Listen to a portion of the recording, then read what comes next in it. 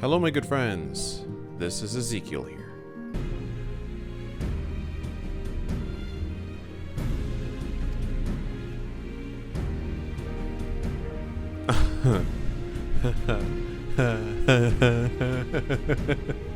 Oh, yes. Meetings. Yeah, meetings. Meetings to discuss. Yeah, I'm very aware of this. We have to be a part of another meeting.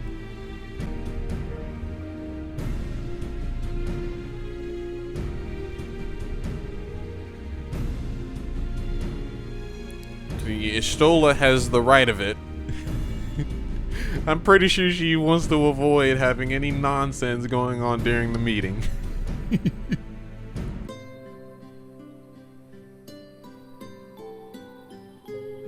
Ooh. Ah! Alvanad. Or Ehrenwald. I swear. Ehrenwald. I don't know where in the world I got that name from. And it's like I literally just recently saw him not too long ago and I still said his name incorrectly. It was not until my 20th summer that I myself outgrew my boyish proportion. Holy shit! Moonbrita towered him nonetheless. Those Rogadins, though. Primals.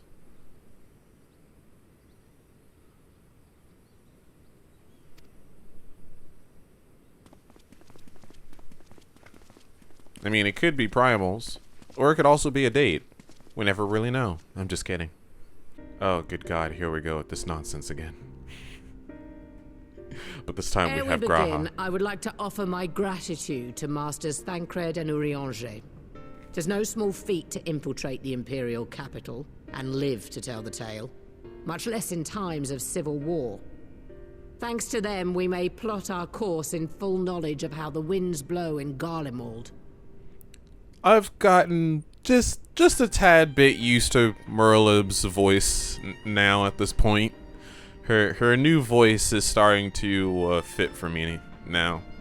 Still a little bit iffy, but other than that, it sounds good. It sounds good. She's doing better now. Theatrics. He sought only to make a show of the power at the Teleforoi's disposal. But since then we have seen no sign of this Fan Daniel or his worm. And while we've done what we can to bolster our defenses, there's no telling where he might strike next.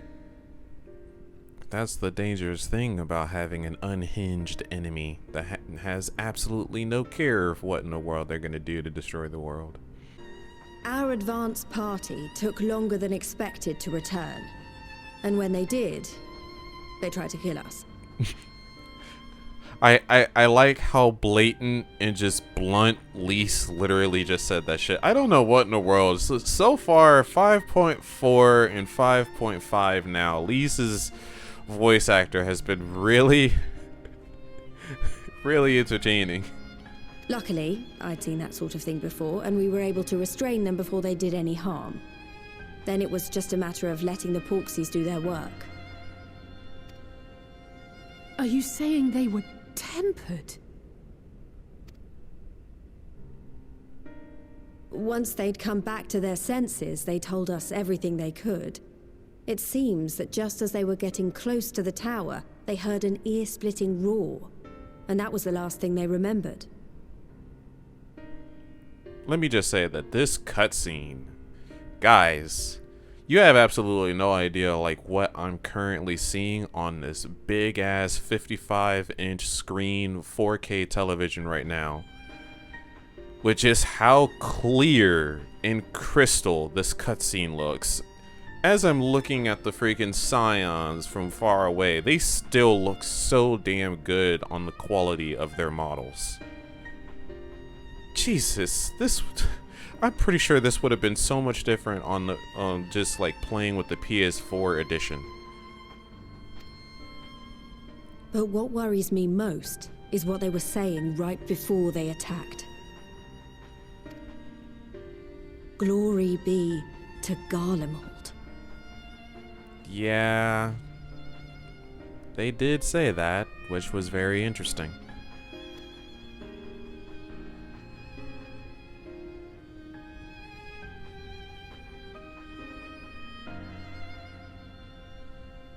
The Tempered have heretofore ever been thralls to primal entities. Yet these hapless souls were compelled to accept a nation as the object of their devotion. This calleth into question all that we know of the condition. Pretty much.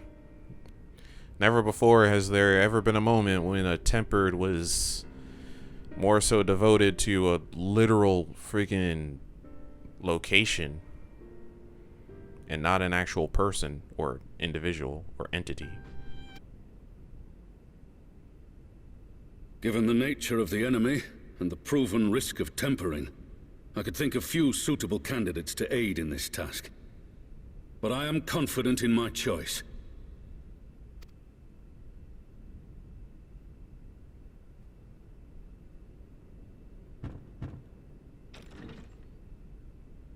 Oh, well, shit. Here we go. What?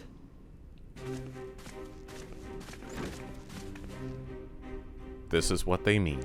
Resistant to primal influence as they are, they can investigate the towers without fear of being turned.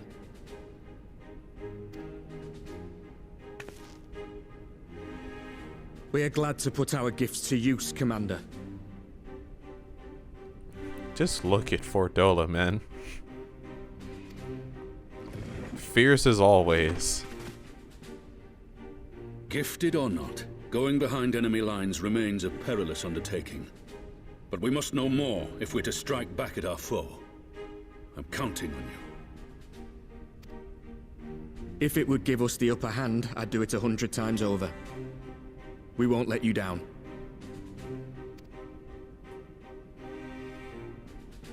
That concludes the briefing. You two, make ready and join your escort.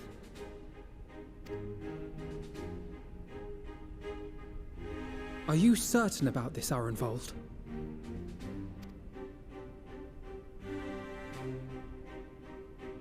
I am. Come on, let's talk outside.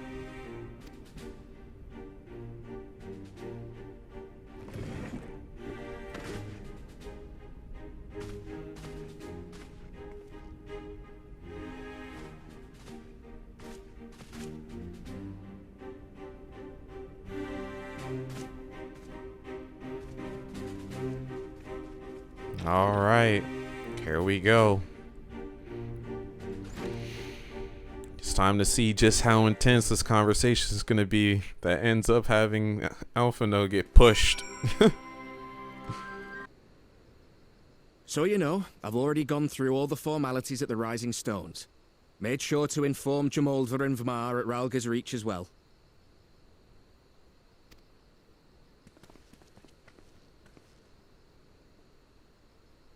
Arenvold, I admire your enthusiasm, but this is far more dangerous than anything you have done before.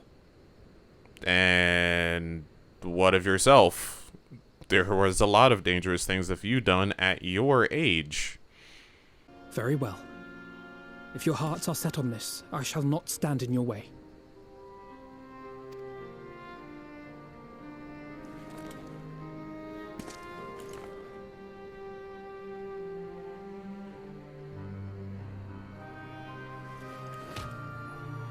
Brofist. Well, we'd best not keep them waiting any longer. Mayhap when all of this is over, we could take another trip to Loxeld. I would have you know I've become a rather capable swimmer since our last visit. Right. I remember the end of Shadowbringers, Alphino. Oh my god. Ha! I'll believe that when I see it. Though, to be fair, getting into deep water does seem to be a scion's lot in life. Take care, eh? He's not lying, though. Just think about the numerous amount of times that we had to go underwater for something.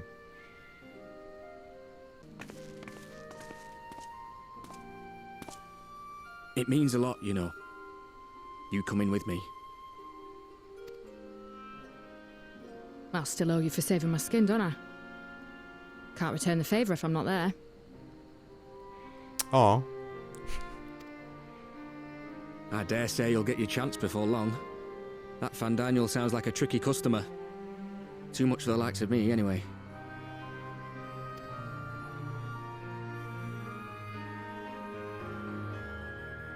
But we both know I'd just be another soldier if it weren't for my gift. And I need to be a damn sight more than that given what's coming. I realise I can't hold a candle to a hero like the Warrior of Light, or Alphino for that matter. He might look like he's 12, but he's seen more action than most people see in a lifetime. And that's speaking real truth right there. No, the fact is I'm nothing like them, and maybe I never will be. But I'll be damned if I don't try. He's the realist. Yep. And always has been.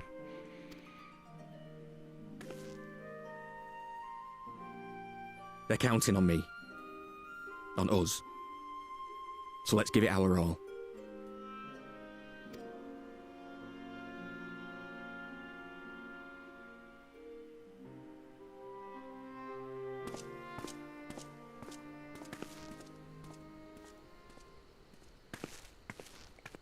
I like that look in your eye, Fredola. While they see to the towers, I would attend to another task. Chasing down this lunar Bahamut. And he was worrying about freaking their safety.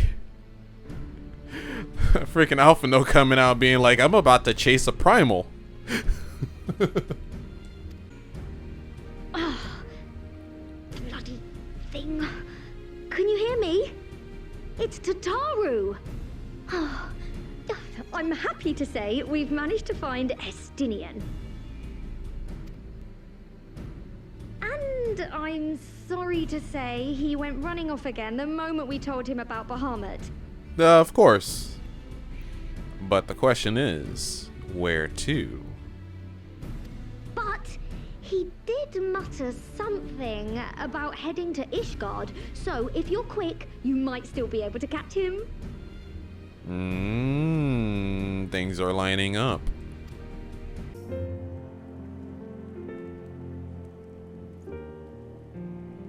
That is right. This is going to be the first time that Alice ever meets Estinian.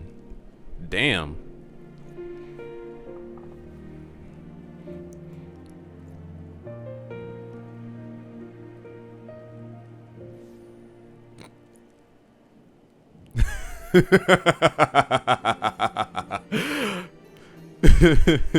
I mean, if it was anyone else in real life, I'm sure that would be the case. I don't know about you, Alice. You have some real work for yourself as well. I can only imagine, like, with these two grown up, how they will come out to be. Jesus. It's only when that guy catches wind of you that he'll decide whether or not if he wants to speak with you. No sign of him. Not that I've ever met him before, but the way Alphino goes on about him, I'm fairly sure I could pick him out in a crowd. Oh, most certainly. He has very distinct features. Speaking of which, it does seem awfully quiet. If the erstwhile Azure Dragoon had returned to Ishgard, would it not be a source of general excitement? I wouldn't exactly say anything about that.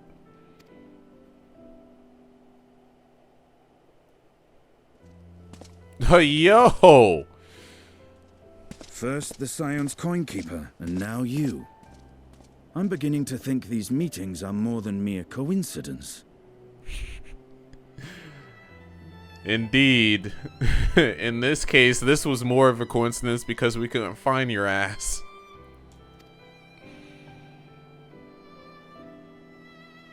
Not that I'm complaining. It's been too long. Wrong person. That's not Alphino. Too long. He's not aware of the fact that he has Alphino has a twin. You look an ilm taller and twice as rugged. It suits you, Alphino. Eh.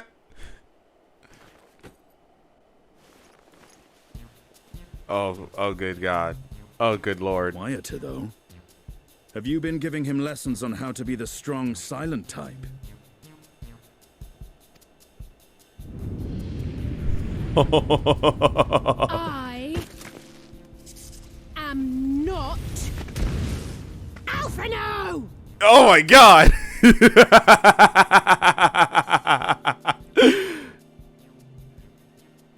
If the two of you are such firm friends, perhaps you should remember what he looks like. And what do you mean, rugged? Oh my God. Touched a nerve.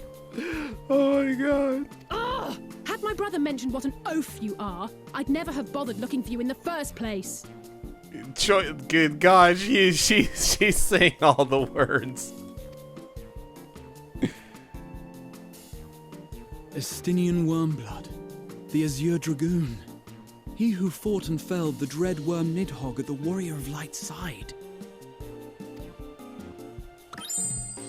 To think the day would come when I should see this living legend with my own eyes. What the hell is going on? The twinkle in freaking Graha's eyes. Oh my God, this cutscene is too much. This cutscene's gold. Every single time, whenever it comes to freaking Alice and Graha, a cutscene will always be so fucking gold. Look at him. Would someone mind explaining what is going on? Fucking Estinian's just so lost.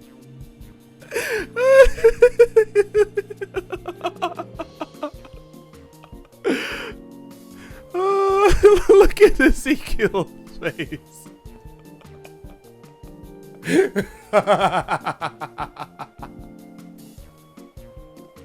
Is everything all right? I thought I heard Alize shouting. Oh my God, the fact that Alphino could hear oh good Lord.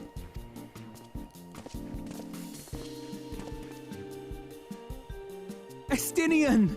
It's been too long. Oh Lord.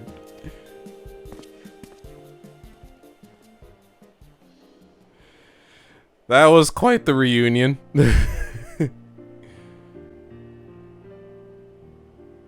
No, it's quite understandable. That was hardly the first time we've been confused for one another. Nor, I suspect, will it be the last. Well, I, for one, will not be making that mistake again. Oh yeah, try your best not to do that. What I will say, for the second time today, is that you've grown. Inside and out. I can tell. Damn. One can't remain a spoiled little lordling forever, you know.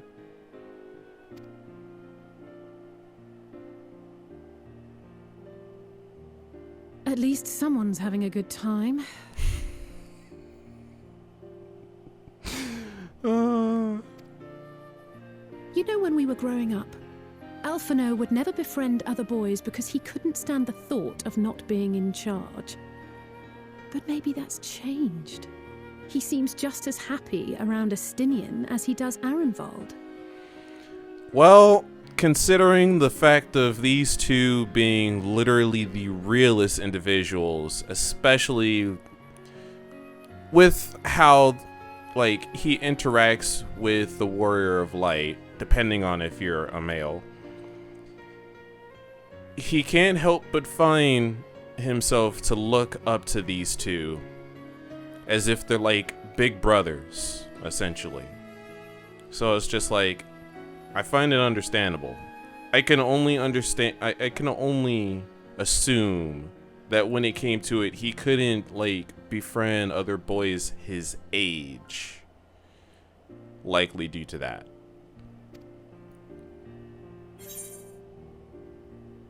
See? There you go. There you go. Oh, good God. I'm gonna need to, like, look at this cutscene again to see all these options.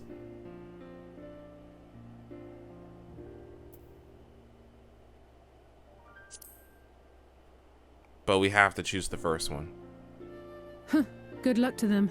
It hasn't been easy being his sister, I can tell you that.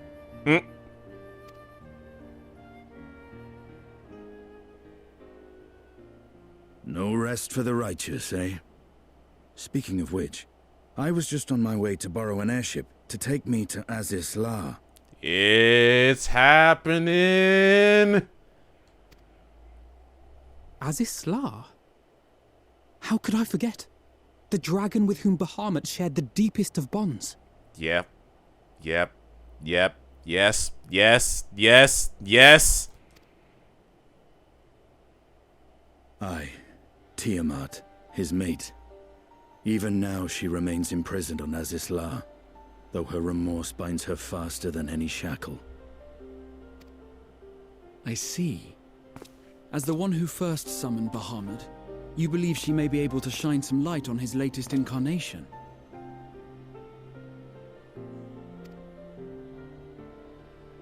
Might I suggest that we make the journey to Aziz La together? I'm not sure if Tataru mentioned this, but we Scions have an airship of our own now. The Bonanza! Yes. I see no reason why not. Assuming your sister can bear the thought of sharing a deck with me.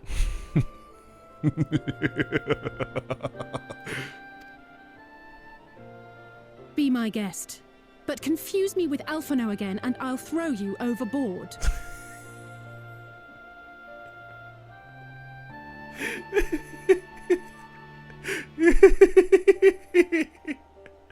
I try to picture a meme of literally Alizé literally kicking Estinian off of the Bonanza.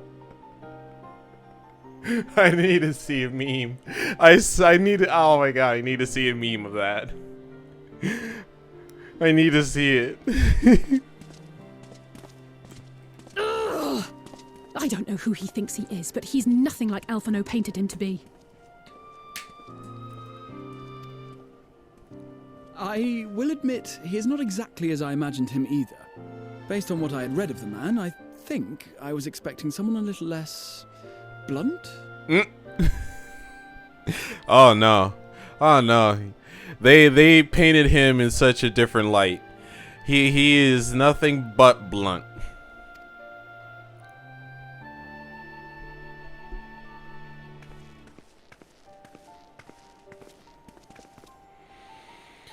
Oh, this cutscene was amazing.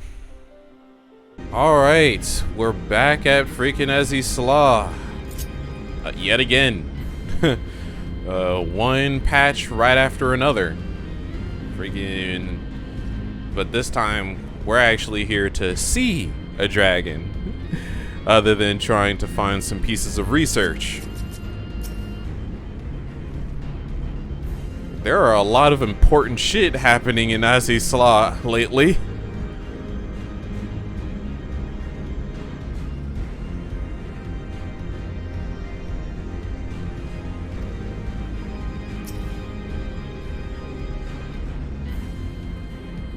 Right?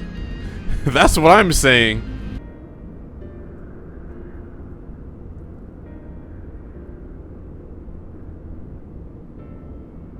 Nope, not even remotely. We had other things to worry about as far as getting into this research with tempering. So we were kind of preoccupied. Couldn't make much of a visit. I honestly should have done that after 5.4.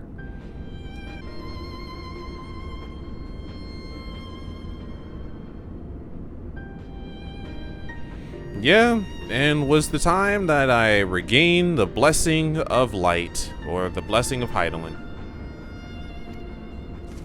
At the very least, receiving that back.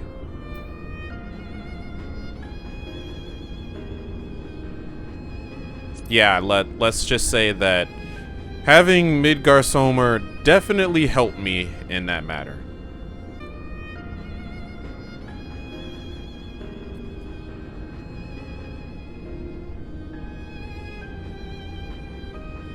Bruh, like, just understand that statement that he just made just now. Like, the fact on how Estinian has a better understanding all because of the fact that Nidhogg is a part of him now. Good lord. Oh. Jeez. Bruh.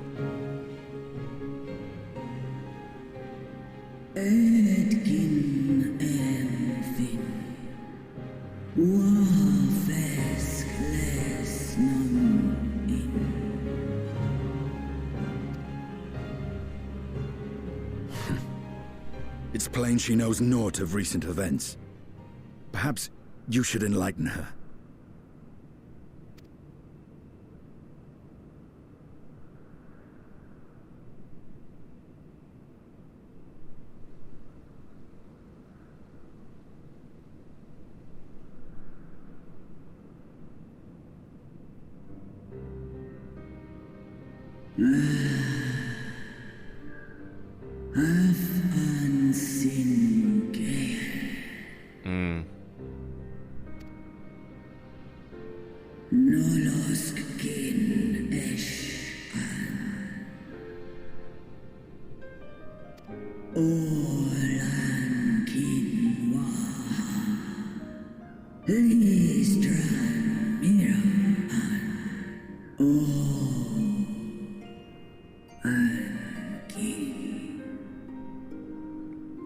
In the long run, that could make sense.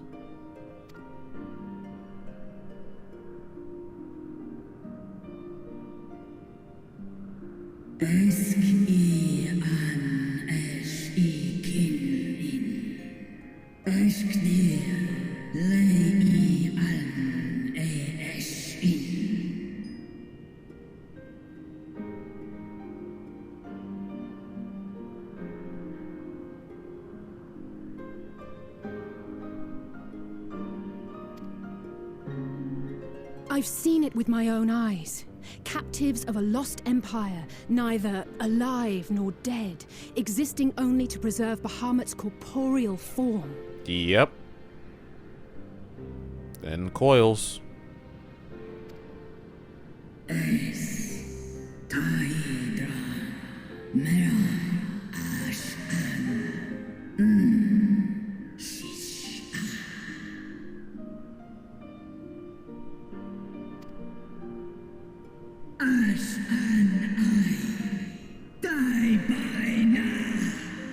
Of course she is not happy.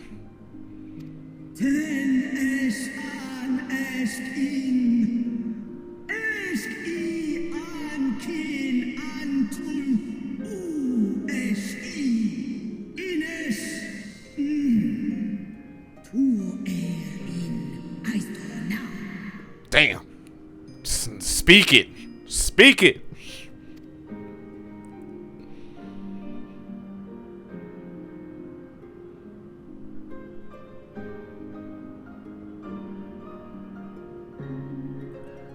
Your children's pain means nothing to them. They laugh at your kind suffering. But tears will not right this wrong, nor will lamentation see the perpetrators punished.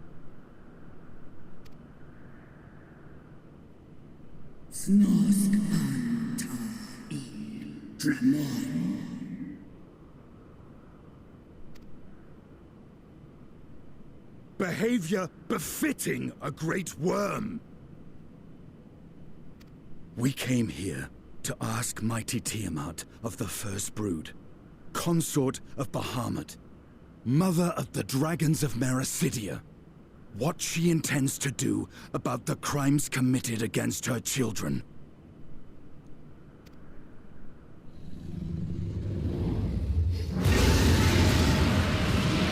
Yo! Yes!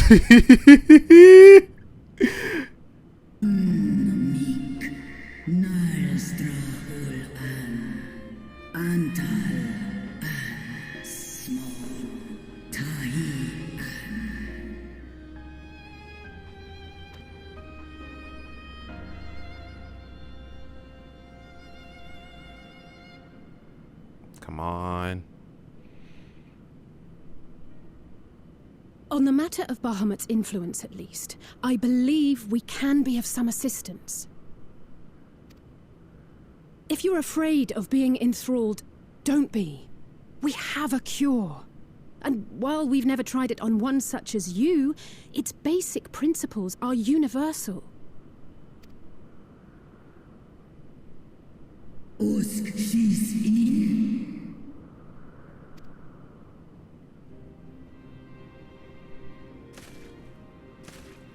There is no future for those bound to the past. That you committed a terrible sin, I do not dispute. But if you feel remorse, you may yet make amends. We offer you that chance. Take it, or you will forever remain a prisoner, not of these cruel shackles, but of your own guilt. Bruh, this fucking cutscene.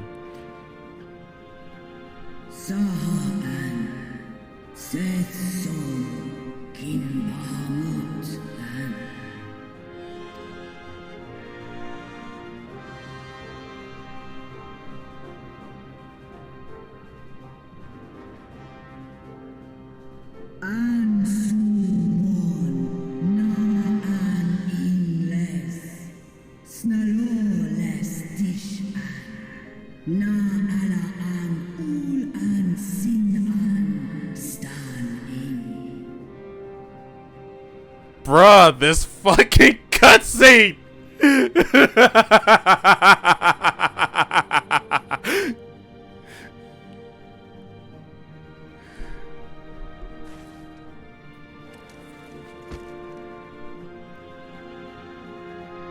Oh my god! This fucking cutscene! What the fuck is with this cutscene, bruh?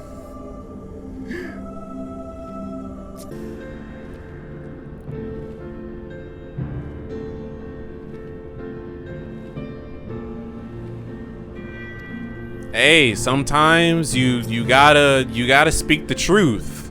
You gotta speak the truth. Give them the hard facts. Let them open their eyes and tell them to be off of their bullshit.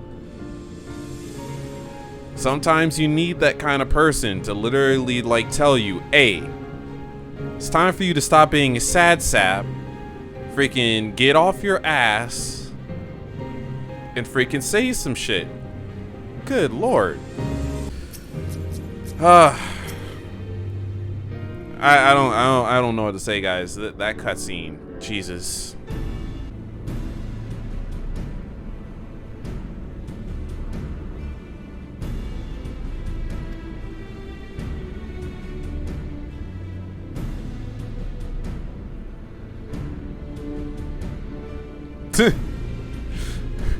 Hey, preparation is key. You can't all. It's always good to like be fully prepared for things like this.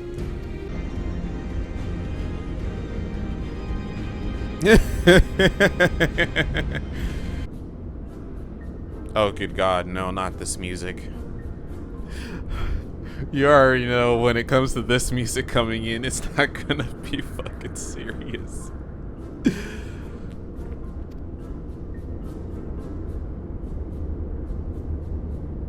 Oh, state your name. Oh no.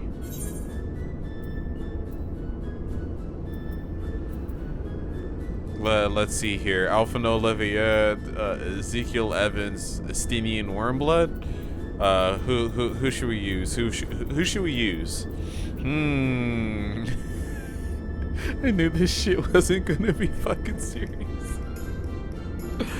Oh my god. I want to see. Oh my god. Let's see Alphino's face.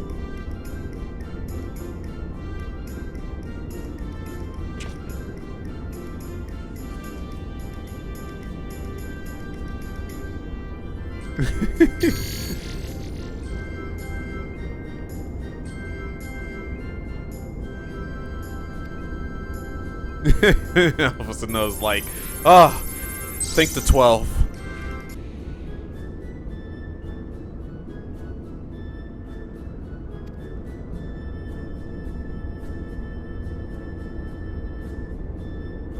Oh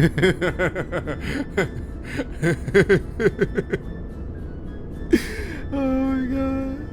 Estinian is like out of his element right now. He is so out of his element.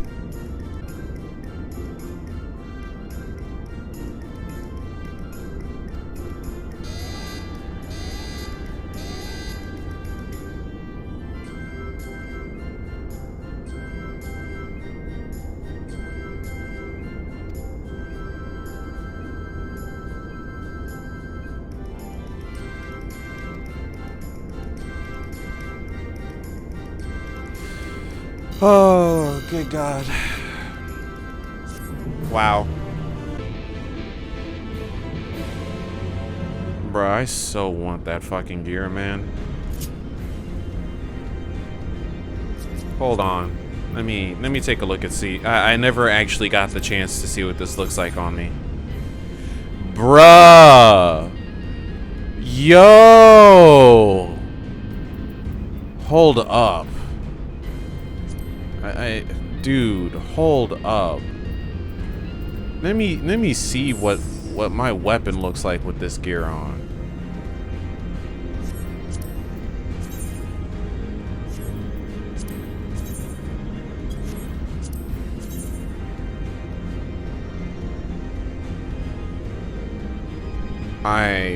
I'm actually going to need that. I am really gonna need this. But it's just like I have to do Baja in order to do that. And it's just like, dude. But look at this gear, man. This gear is fucking ridiculous. Fuck me. Wait. Shadow Walker's armor. Wait a minute. Hold up. If I remember correctly, son of 1,000 fathers, what this gear piece is the freaking PvP gear piece. This is the feast. Ah.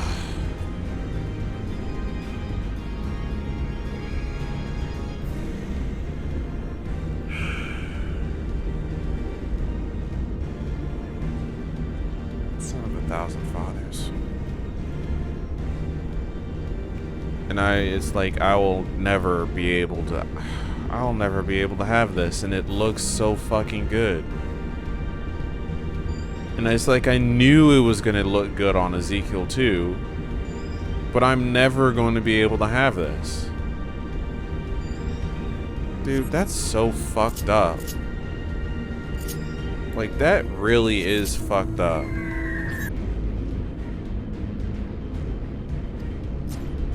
It makes me wonder, why in the world are you here, Estinian? Are you just muscle?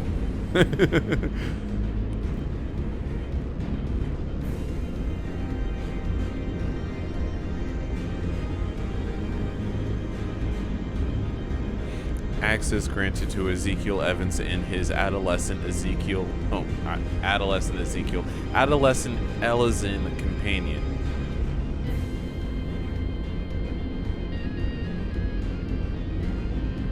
But his other companion is deemed a potential risk.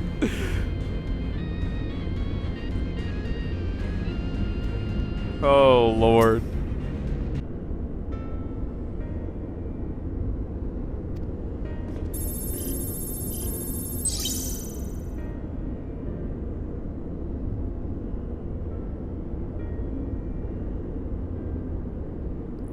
I'm sorry, we don't have 5 years in one day.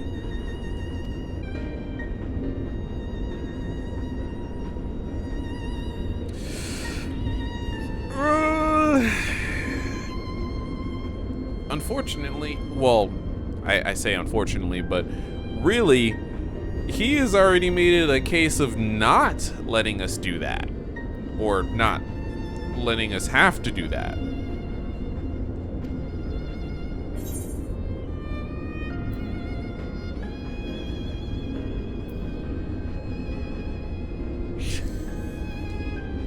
After I've wiped the smile off of his face.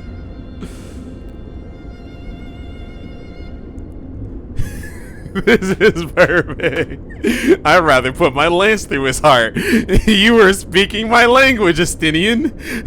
2 thumbs up.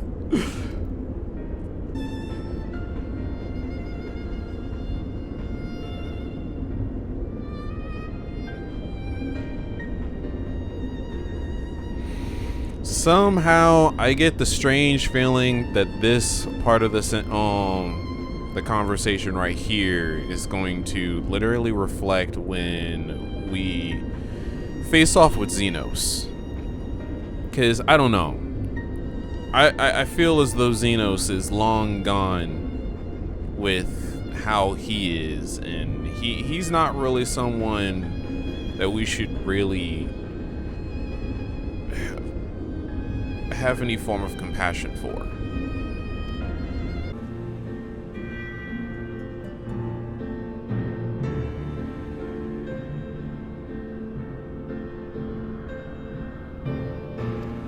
Oh, trust me, I was already ready to, like, do what I must the moment I saw his face. You don't have to worry. I'm hoping to literally throw a freaking axe of light into his chest at any time.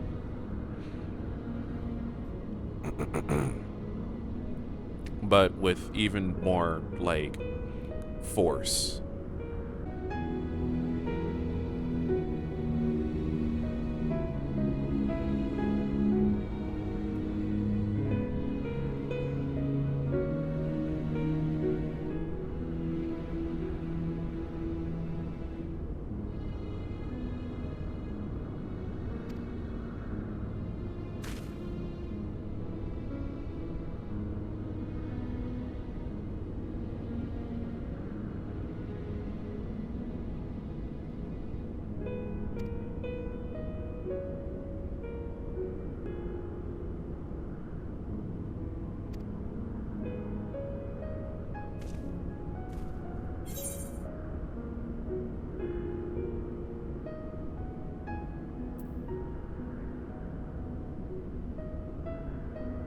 As much as I would like to talk about Bahamut and Ascians, we gotta actually talk a little bit less about that, though.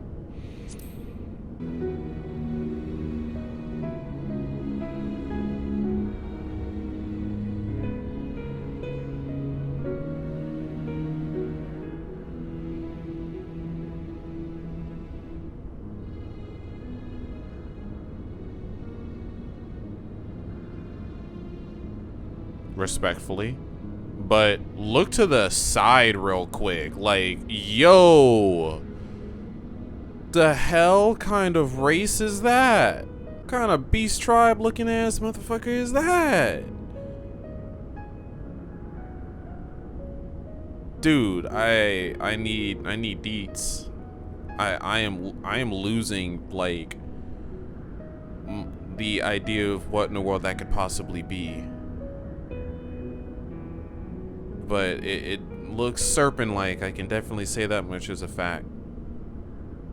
They must be the kin in which Tiamat was talking about when they first came to Mericidia. I can only imagine.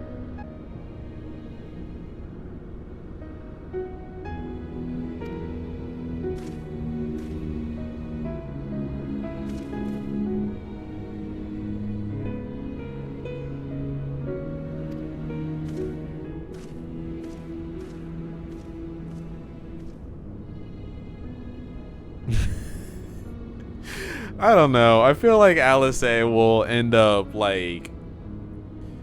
I feel like Estinian will start to rub off on Alice just a little bit by the end of it. I don't know. I get the strange feeling like in some cases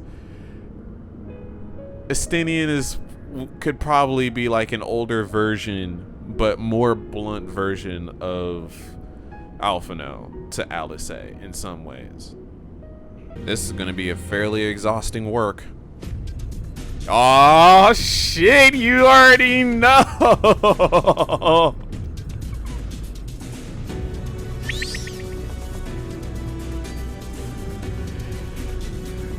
I swear, come Endwalker, if we don't get a hype ass song such as this whenever it comes to moments, dude, I'm gonna be disappointed.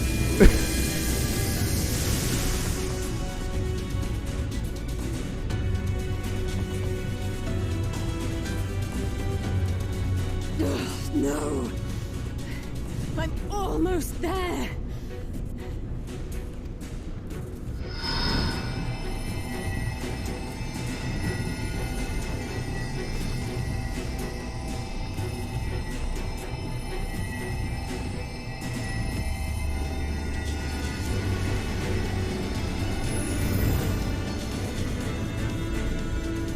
This is it, Angelo.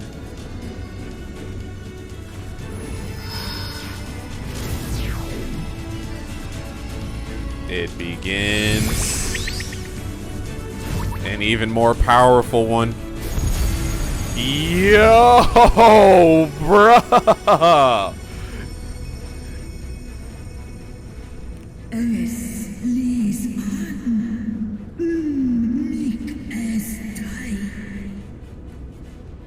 Dude.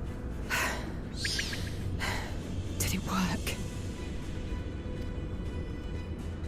We won't know for certain until the shackles are removed.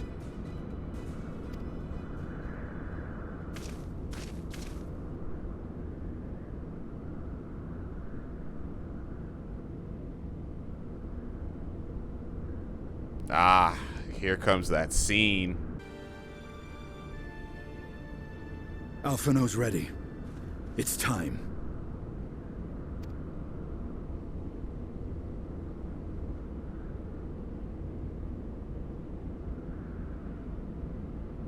Do it. And let's hope the treatment worked as it should.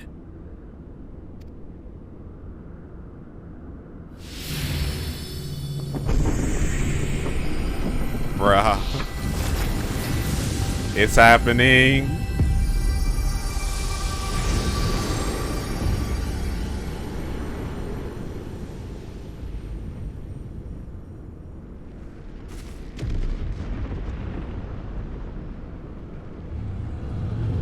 Yo. Yo.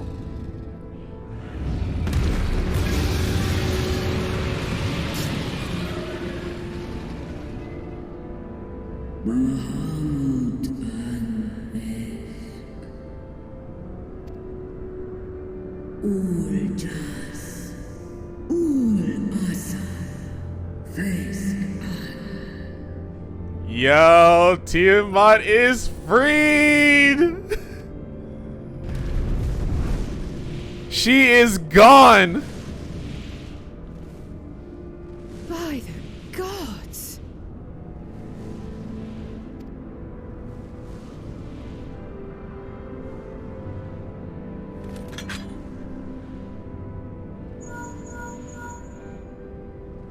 Urianger, your timing could not be better.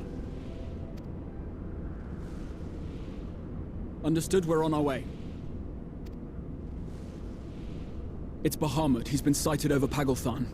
And it begins. It begins, guys. Here comes the dungeon. He flies for the largest amount of settlement in the region, at the head of a vast host, including dragons.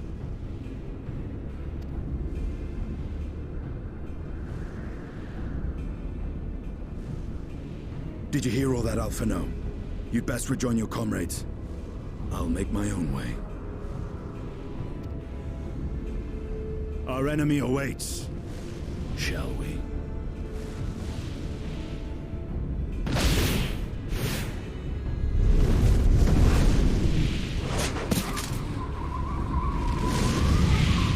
Bruh. Bruh. Do you not even see this cutscene right now? Literally fucking has Diddy jumping on Tiamat and riding it.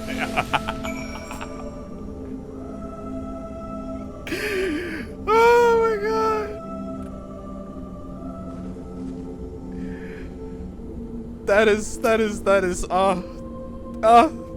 was fucking epic. Literally fucking is Diddy jumping straight up in the air riding on fucking Tiamat. Oh my god.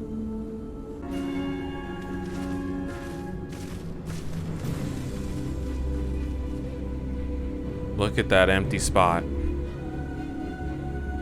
No longer holding a great worm. Bruh. This story, man. Oh my god, this story. Thank you for teleporting me over here without me having to actually do it myself.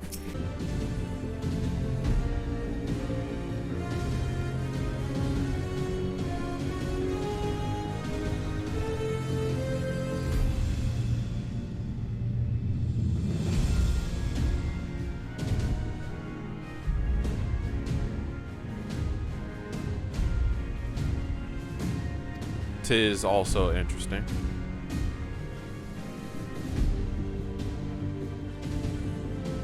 I mean, in the long run, considering how when we first met the Lunar Bahamut, none of which of the individuals who were present at that time did Bahamut end up enthralling any of those who didn't have Echo. So, what in the world was that just now? That did not smooth over or transition into a loop just now. That was interesting. So it honestly would make sense to me that the lunar primals aren't entirely the same when it comes to the regular primals.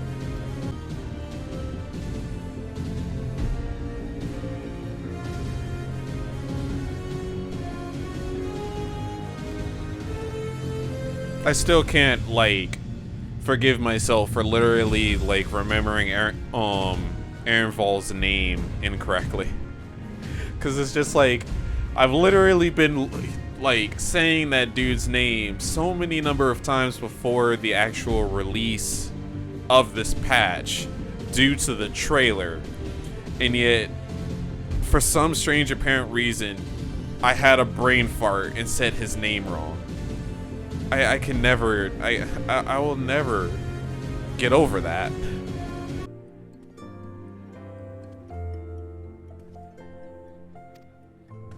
I'm actually kind of surprised I didn't do my salute just now. And it begins! Listen to that hard-ass music.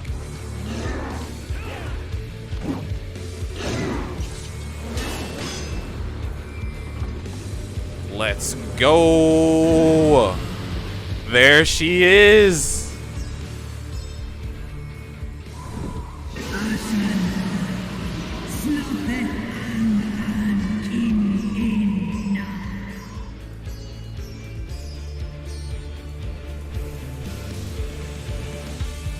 Bruh, let's get this shit.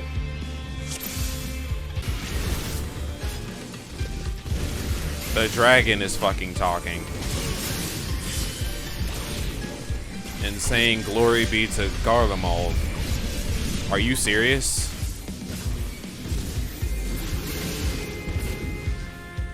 They really are possessed. What the hell?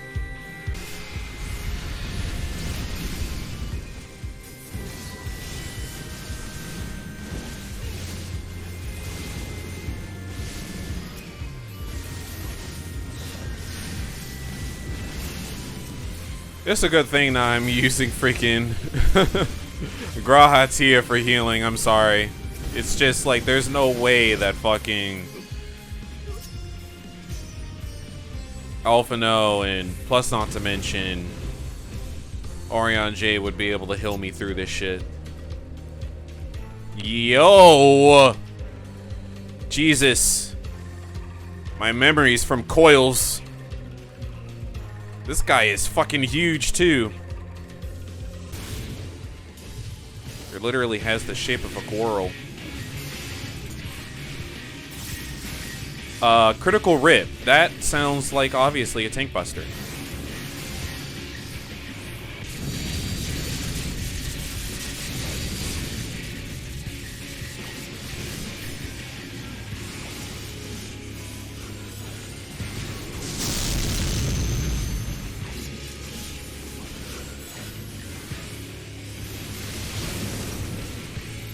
Interesting.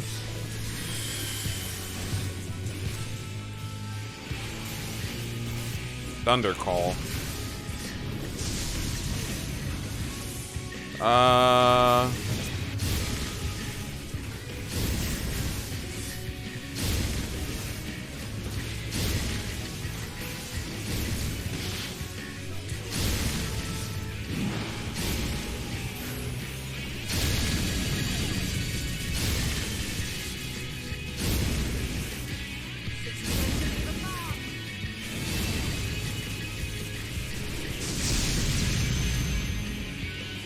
Was I supposed to move out of the way there?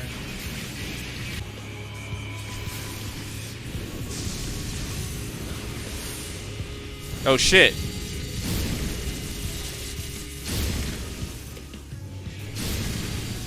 Oh, I see.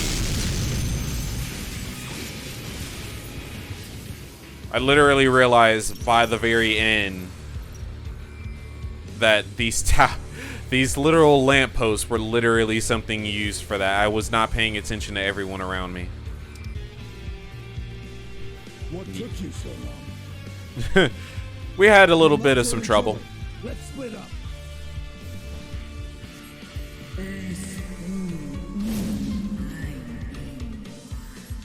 Bruh. Just like the sheer size of Tiamat, like, just like, dude.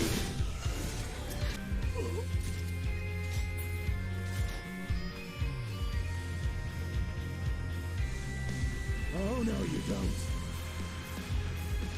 Nice. Estinian is good at something after all.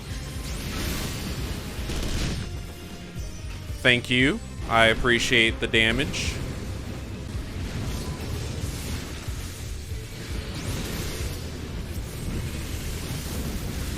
Get all that damage, son. Help me out. I appreciate it. Alright, on to the second boss. Yep, indeed is in need of, like, literal dismantling. I can definitely say. Alright, I can see exactly what's happening here.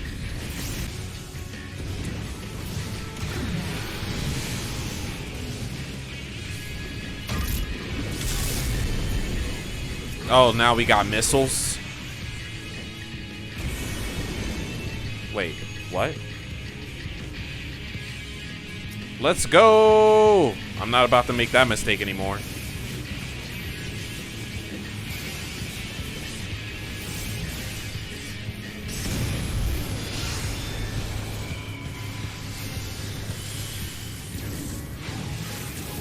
Damn it! Here we go.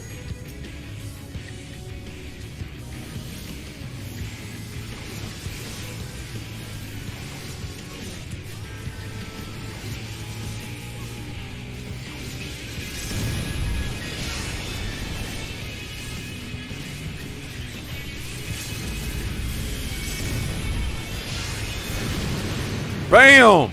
Nice job, freaking Ishtrola. Yo! Amazing LB. Amazing LB. But yeah, I could definitely say that they could probably teach you about pyromancy. Most certainly. Never really know. We might end up getting some a little something something in the future.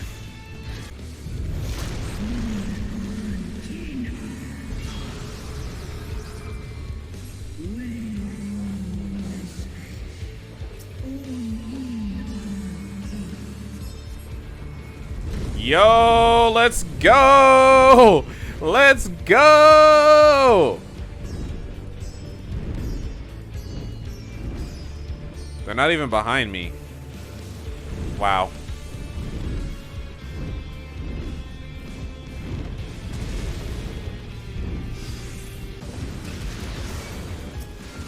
Oh shit.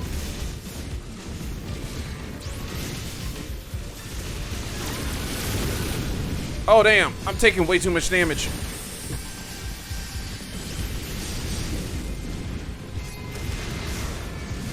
Oh shit, I really am taking too much damage. I might die. I might actually die.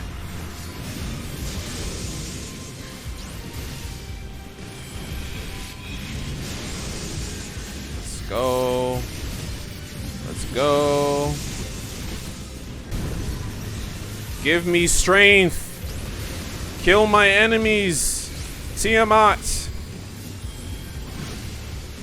We can live through this. We got this. There we go. Yeah, stun him real quick. Stun him real quick. There we go.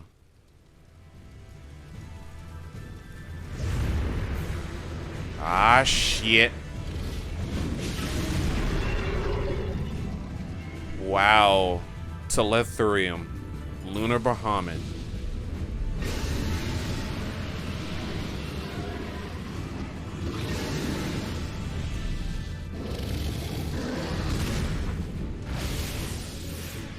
Yo, yo, yo, let's go! Fucking use that star diver, son.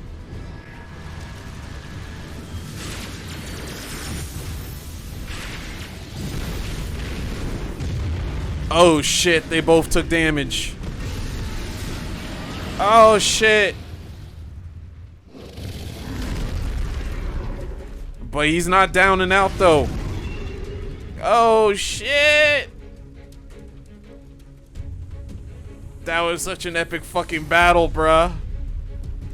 Ooh, buddy. Ooh, buddy. First up is freaking Lunar Bahamut. Let's begin.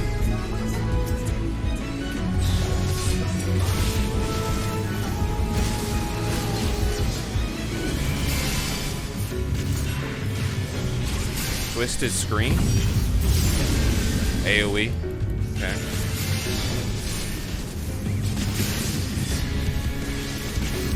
Something tells me I should definitely move over here.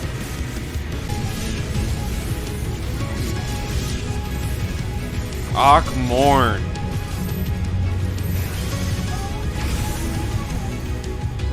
One, two, three. Shit. Should have seen that coming. Ah, here we go. Mega Flare.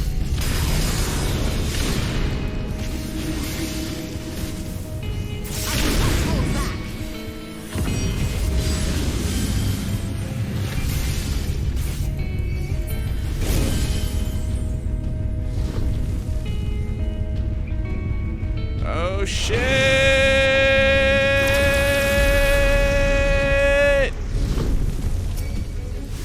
I made it.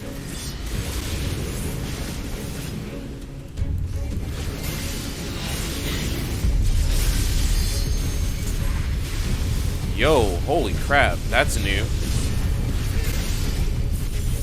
Stubborn. Lunar Flare. Oh! Okay. Into the center. That's new. Lunar Flare. Okay, I see you.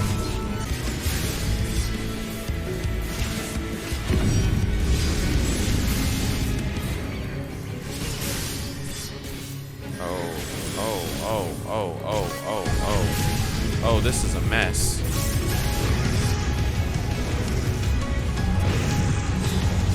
Jesus, how in the world would you even be able to figure that out on the go?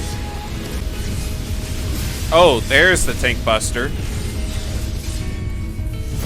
I was waiting for that. I remember that. No doubt. Flatten. Shit. The memories. Go on, LB LSA. You got this.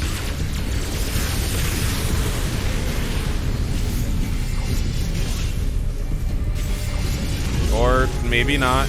Maybe you don't got this. Well then, no LB then.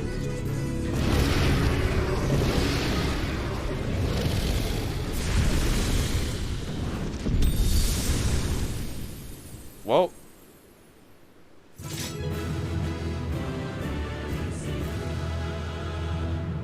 That's Lunar Bahamut now. Ah, we got the striking chess piece.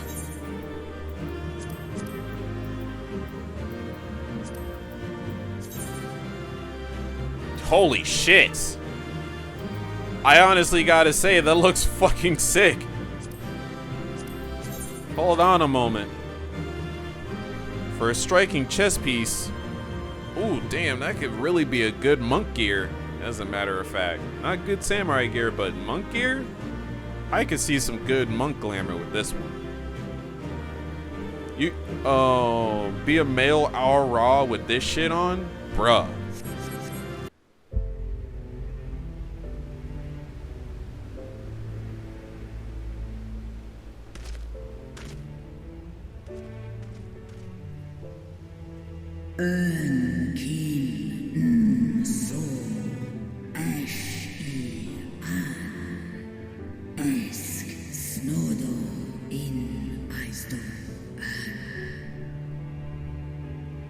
Dude. Antal an in Eisdo. Antal afa snalosk en I ash an dran mira al. So far, there's not really many Asians to really go about holding that vow, but you do that.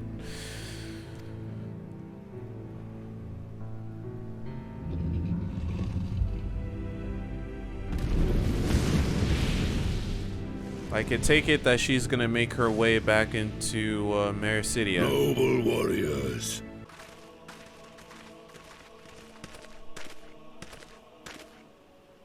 Looking back at that tower.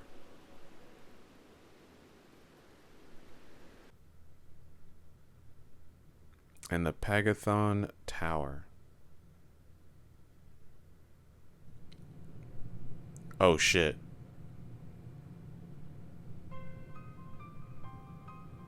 What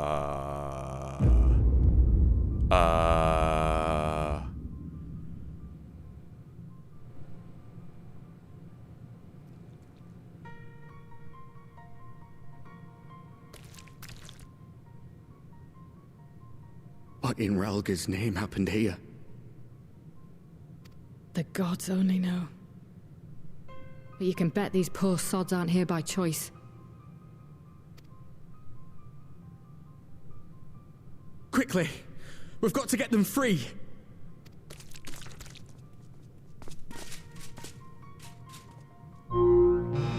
Yeah, that was a bad idea. Get back!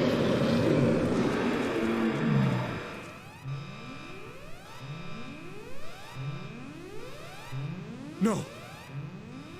What have I done? It's too late for them! We're leaving, now!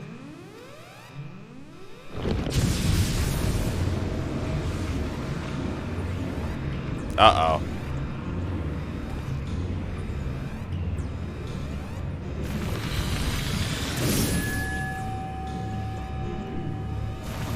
What in the actual shit is happening here?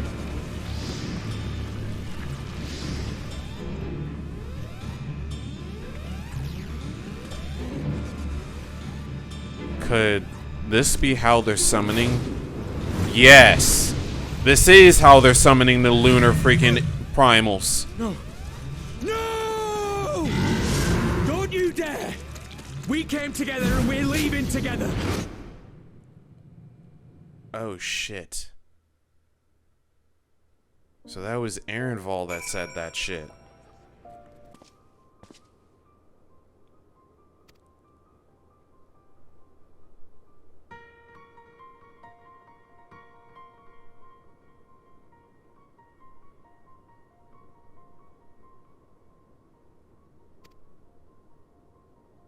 Oh shit.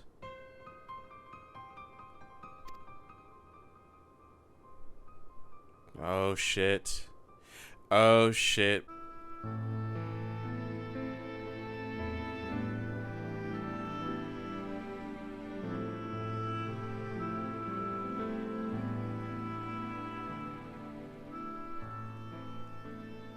Fordola, have you been waiting here all this time?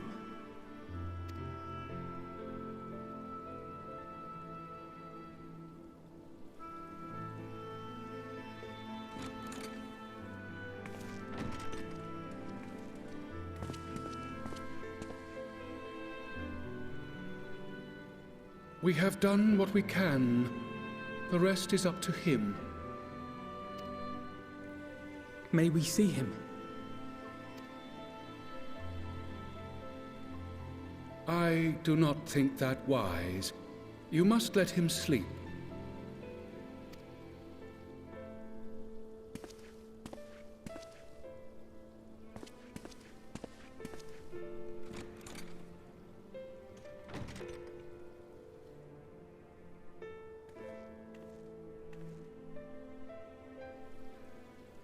Thank you for bringing him back. He owes you his life. I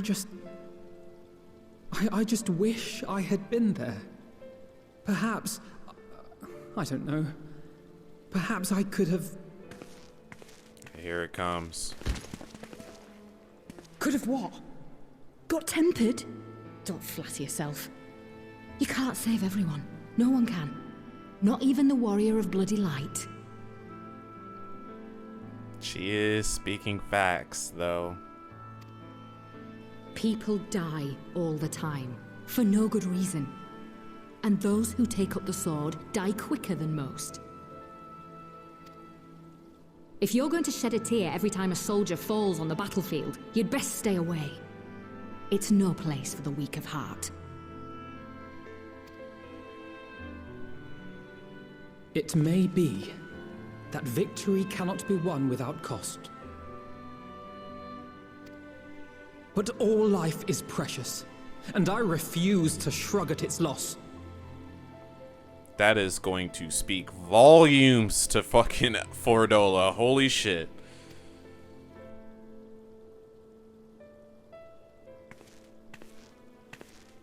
All life is precious! You need to grow up, little man. Before your sparkling ideals get everyone killed.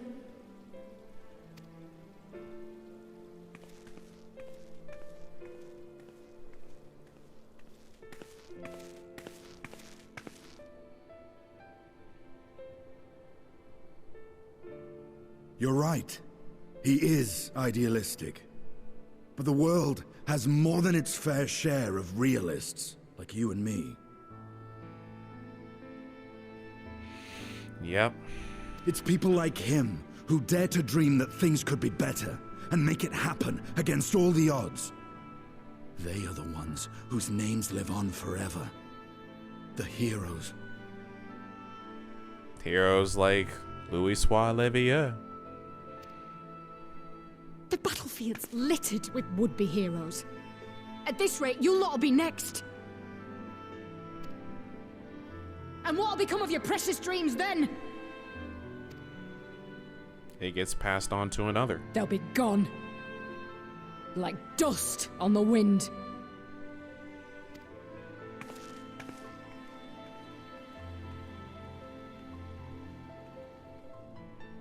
Dreams worth fighting for don't die so easily. See? Indeed is true.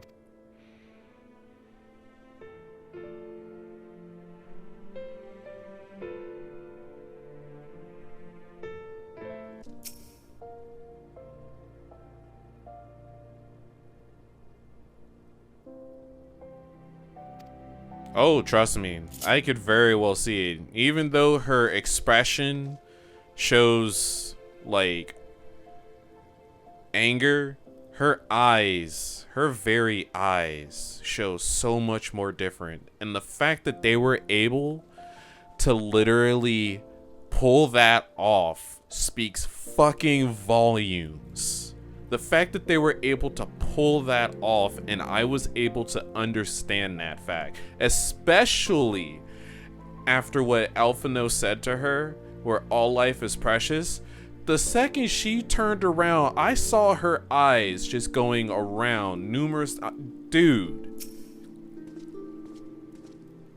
Fucking... oh my god. Ah, dude. Think not of that. I understand a close comrade of yours was wounded in the line of duty. Arenvold. It was at the Alliance's behest that he risked all, and we are grieved to hear of his condition. Rest assured, he will receive the finest care our chirurgeons can provide.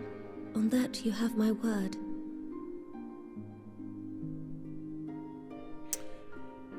It has been a very long time since I heard Nanamo's voice. Even though when it came to like the previous cutscene with the meeting, I think there was a change with her voice actor. I'll have to look back at that. I think there was a change. Now, we would share with you the findings of the mission. Like, she sounds a little bit more... like, her voice doesn't sound as high in comparison to before. First Bahamut, now Ifrit. Or Lunar Ifrit, as Fan Daniel would doubtless have it. 'Tis now all but certain that the towers were conceived to facilitate the summoning of primals by those imprisoned within. Indeed. Which only gives question to the fact of the possibility of Lunar Bahamut not being completely vanquished. Mayhap they do not. If mere proximity to the towers is enough to make loyal servants of the Empire's mortal enemies, it stands to reason that the same is true for those held captive. They invoke their gods for the good of Garlemald, and in their disturbed state of mind, summon a primal whose form reflects their own alteration. Some serious shit. It all begins to make sense. Upon closer inspection, I realized that the towers bear a striking resemblance to a much larger structure which Urianger and I observed from afar during our visit to the Imperial capital. Assuming it too is capable of tempering those in its immediate vicinity, it would go some way to explain the swiftness with which the Telophoroi managed to rally so many Imperials to their cause. Indeed. While the situation in Garlemald is indeed troubling, I fear we have more immediate concerns. Ifrit was not the only primal summoned. At approximately the same time, observers at several other towers bore witness to the emergence of further such entities.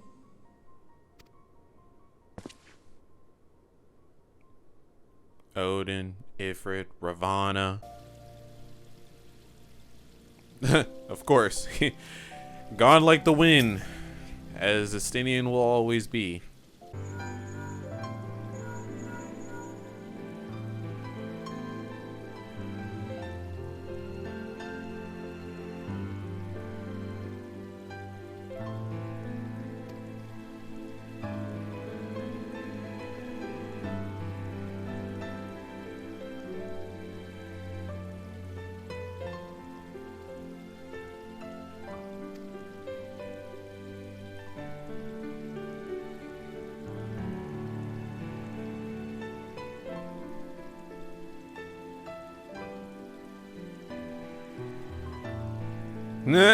They're not done with you just yet, Estinian. You won't be taking your leave just yet. Fine.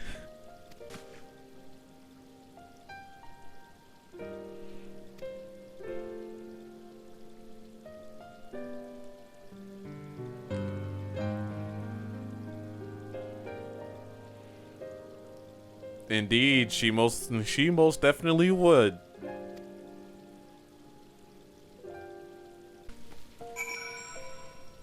So far, I can only imagine that right now, Kryl has Estinian under her thumb now. This will be my headcanon. And it will never change. Oh my god.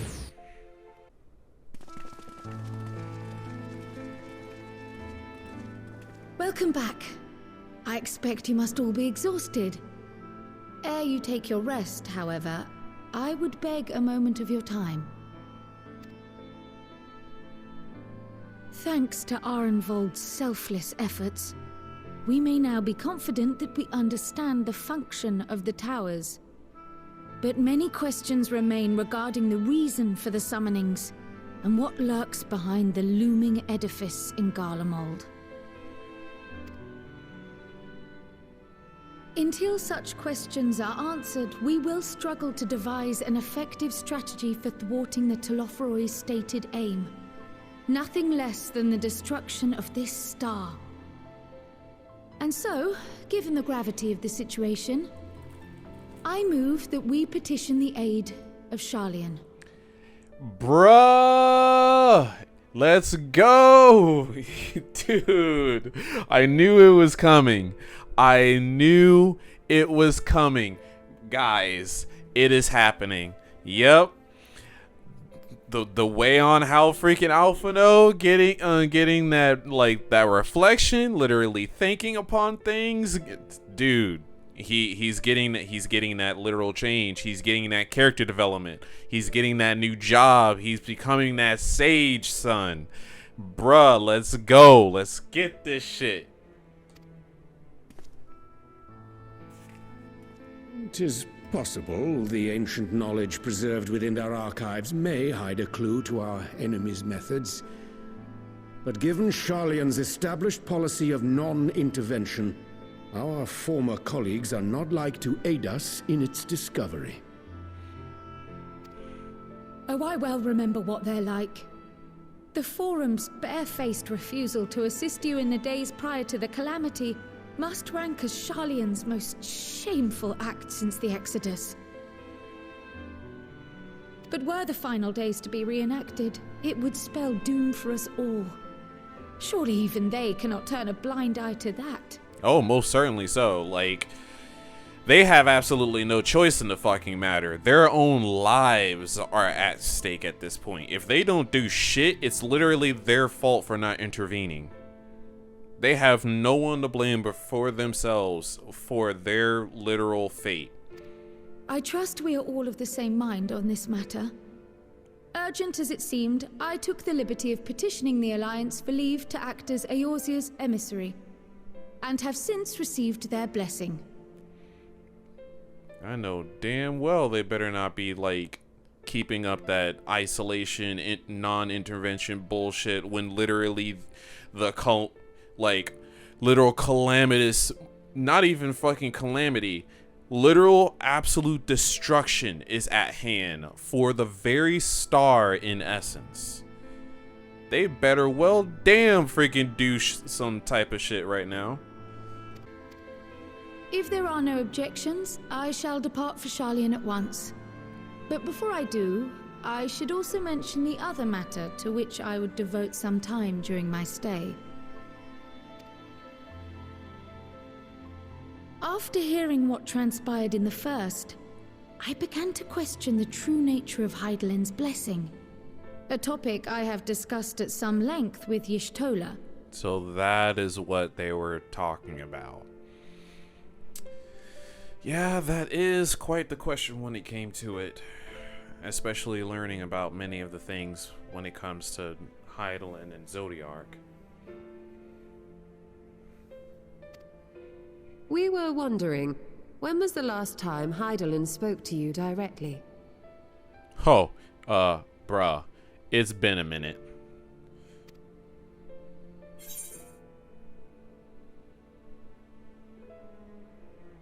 Was it in the Castarium?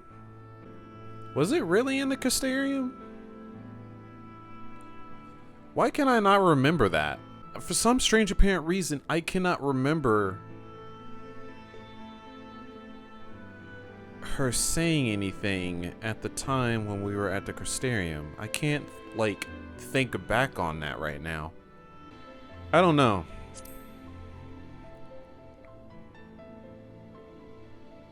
When you regained her blessing, was it not? But never since. Not in all your time in the First, when you faced the Unsundered, the very heart of Zodiac. I really cannot remember a single inkling of a time that she actually said anything during the time that we were in the First. I can't remember anything about that. History shows us that Hydaelyn is able to awaken the echo in her chosen, convey her will directly, and grant the blessing of light.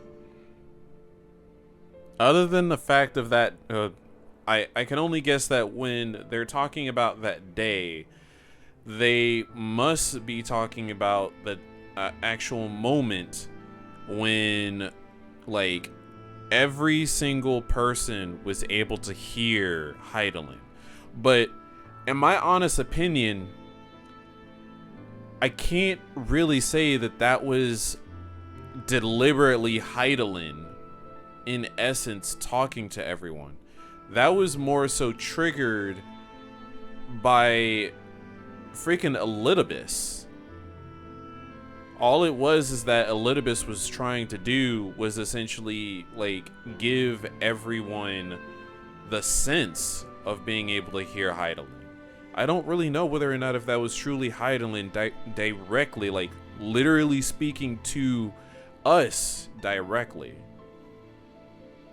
I'll have to choose that option later to see the difference, but as it stands, in my honest opinion, I can never find a single moment when we were in the First that she literally spoke to us, like directly, strictly speaking, when it comes to literally telling us certain things or something of that nature, not just hear, feel, think. Other than that, like, no, I can't really think of anything like anything other than that happening in the First. To our knowledge, however, she has not sought to intervene in man's affairs for some considerable time. And that is suspicious, by the way. Might not the explanation for that lie with her choice of champion? Mayhap she is content to trust in his judgment. That makes me wonder. Mayhap she is. But following my initial discussion with Kryl, I made inquiries of my own, and as far as I am able to tell, Hydaelyn has not made her will known to anyone. Most certainly not. We have not, in any slightest, actually given pause or like any idea of exactly what her intentions may be. But the thing is that that's just the biggest aspect of it. Hydaelyn has never once actually made it known what it is that she even wants. She has never really bothered making it a point to make her presence known, never really made it a bother to make her a whole entire thoughts known. All that she has ever done was essentially just give the blessings to those that she chooses and let their very judgments and their very ideal make it apparent throughout their journeys. She has essentially been exactly that of an enigma when it comes to it. During my time in the First, the Oracle of Light spoke to me through Reem. But that was not the will of Hydaelyn. It was Minfilia herself. Indeed. And while she and Hydaelyn were inextricably linked, Minfilia yet acted of her own volition. A messenger, yes, but one who spoke with her own voice. I wonder, could Hydaelyn's silence suggest the presence of some disruptive force, perhaps? some obstacle to communication. While I share Urianger's high opinion of your conduct, I see no reason why she would deny you her guidance altogether. Well, whenever it came to the scene in which we last, I wouldn't exactly say last saw it, but the scene in which we saw a purple crystal, similar to that of Hydaelyn, in my mind, I can only think of that being the connection to the quote-unquote disruptive force. Likely that purple crystal actually being Hydaelyn, but like something happening to Hydaelyn.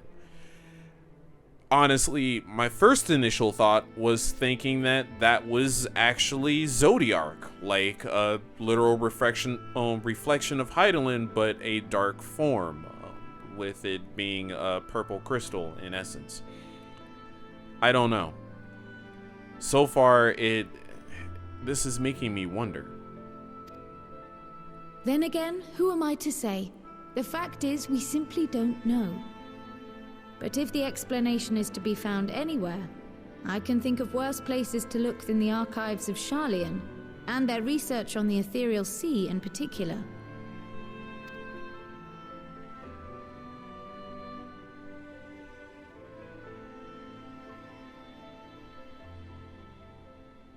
Resolved though I am to go, believe me when I say that I take no pleasure in the thought of leaving you a member short. Now, of all times. Ooh. Estinian, we stand on the eve of a struggle that will decide the fate of this star. One in which we Scions may play a telling part, yet we are but few in number. And so I must ask you again, will you join us?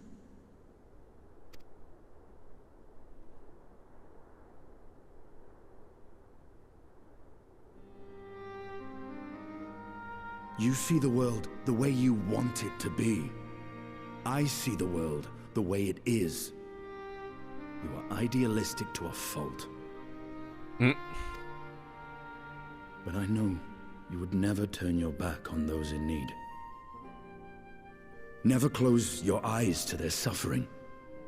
And somehow, your deeds lend truth to your words, giving the lie to my doubts in so doing. That is some heavy shit. I have seen others draw strength from your belief. In Ishgard, in Alamigo, you inspired them to stand up and fight. To win, no less. And even when you lost those you held dear, you carried their spirit with you and made their memory your guiding light. The burden of so many hopes and dreams would be too heavy for most to bear. Oh, you have absolutely no idea. But you bear it willingly. As you have shown me, some dreams are too important to let go.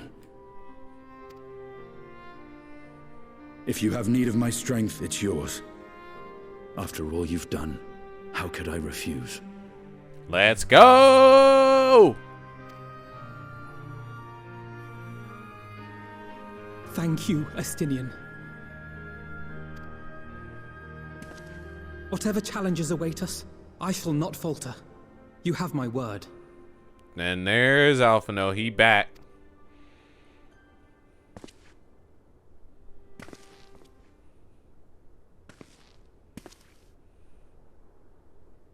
And now, I may bid you farewell. Safe in the knowledge that all is as it should be. In this little corner of the world, at least.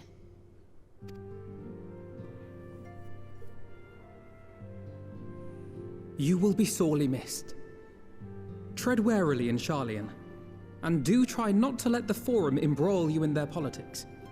A forlorn hope, I know, given the individuals involved. I shall do my very best. Farewell.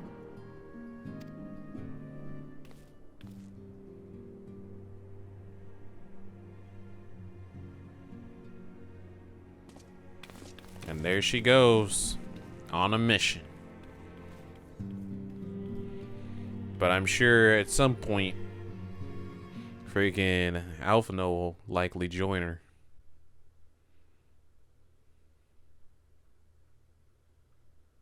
Alright, here we are. Ah, shit. Here we are, already getting into this cutscene.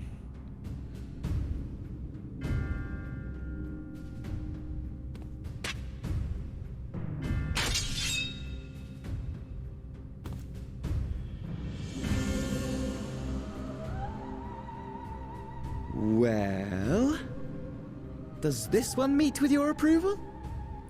It sounds as if they were doing this for quite a minute now.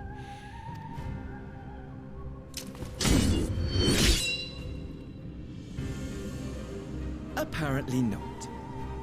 Or could it be that you're still upset about the dragons?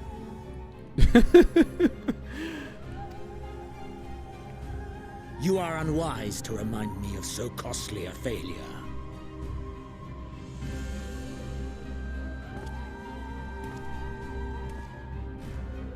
It will not affect our plans, I trust. Oh, well, this is different. Oh, hardly at all. Though, admittedly, the chances of us being able to procure any more Mericidian dragons are rather slimmer following Tiamat's reappearance. Well, at the very least, that's good. No reappearance of Lunar Bahamut in this case. And that makes a lot of sense. Oh, but the seeds have been sown, my lord. We have only to wait for them to quicken.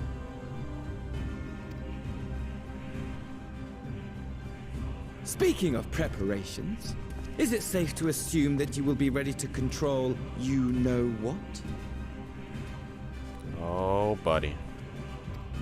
The hour draws nigh. This nation, forged for Ascian ends, will finally prove its worth.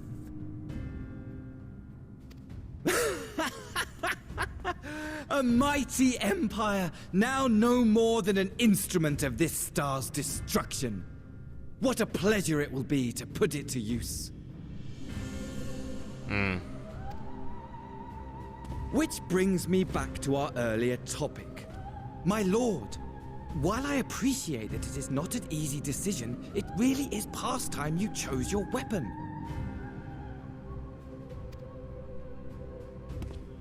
There is one that I have been meaning to test. Oh. And what could that possibly be?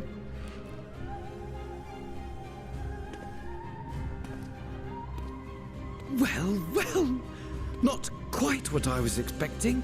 Though I will say, it does seem rather apt. Of course you freaking... You son of 1,000 fathers!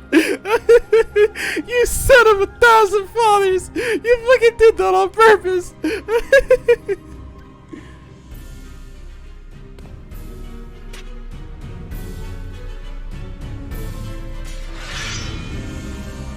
Oh my god. What in the world? You son of 1,000 fathers did that on purpose! You did that on freaking purpose! You know for a damn fact we would go ape shit at the weapon that they would choose. Oh my god. I was waiting for it. I wanted that confirmation. I wanted that confirmation, guys. I wanted it so badly. They fucking hide that shit on purpose.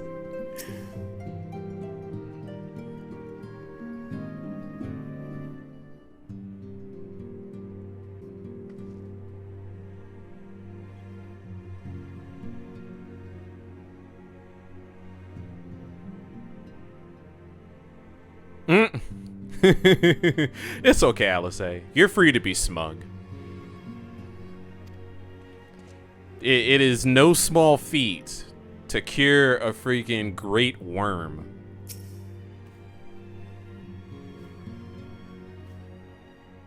That's a very, very, very interesting word to say there. Few moons, huh?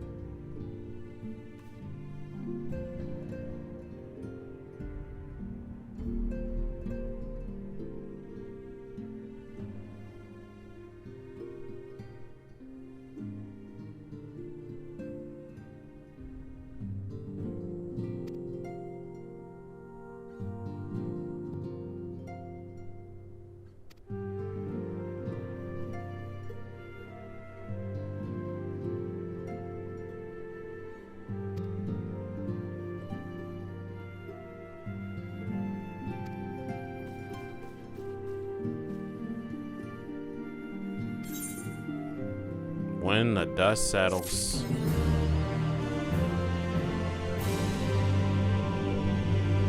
And with that, part 1 is complete of Death Until Dawn. With that, we have until the end of May for part 2 to be released. And before that time, there will be a lot of stuff in store for us that we'll be learning come the Digital Fan Fest. And with that in mind, many of the things that we'll be learning, like for instance that ending part with freaking Xenos and the chosen weapon that he decided to use. Oh man, it's almost here, guys. We're only a month away. We are literally only a month away. But with that in mind, guys, I hope that you enjoyed this reaction. You have a very nice day, nice night, nice morning, nice afternoon, all that good nonsense, and I shall catch you in the next one, as there is many more to come. Peace out.